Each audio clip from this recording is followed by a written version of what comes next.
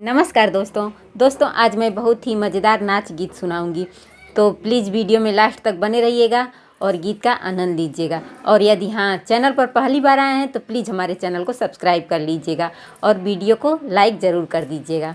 तो चलिए गीत सुनिए और आनंद लीजिए। तोहार कवन चाल राजा रोजरी सियाला, तोहार कवन चाल राजा रोजरी सियाला, रोजरी सियाला हो रोज तू कोहाला, रोजरी सियाला हो रोज तू कोहाला। सासुरी सियई है त कुछ ना बिगड़ी है, सासुरी सियई है त कुछ ना बिगड़ी है।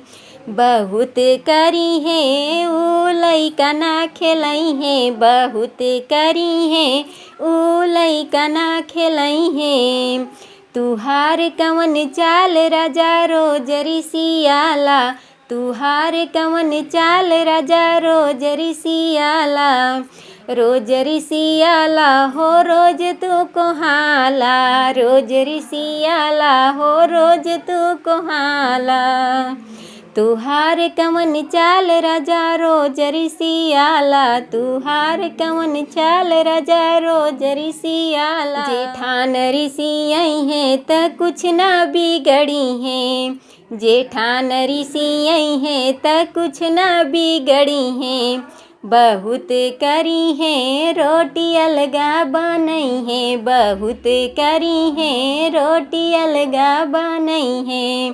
तुहार कवन चाल राजा रोजरी सियाला हो रोज तू कोहाला, रोजरी सियाला हो रोज तू कोहाला। तुहार कवन चाल राजा रोजरी सियाला, तुहार कवन चाल राजा रोजरी सियाला। ननद ऋषियई है हमर कुछ ना बिगड़ी है, ननद ऋषियई है हमर कुछ ना बिगड़ी है। बहुत करी है अपना ससुर चली जाई है, बहुत करी है अपना ससुर चली जाई है।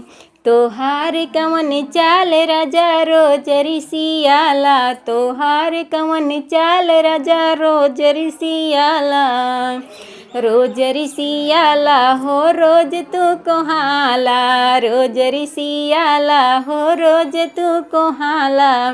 तुहार कवन चाल राजा रोजरी सियाला, तुहार कवन चाल राजा रोजरी सियाला। तो दोस्तों गीत कैसी लगी कमेंट में ज़रूर लिख दीजिएगा। फिर मिलते हैं अगले गीत में, तब तक के लिए आप लोग स्वस्थ रहिए, मस्त रहिए और अपना ध्यान रखिए। Bye by.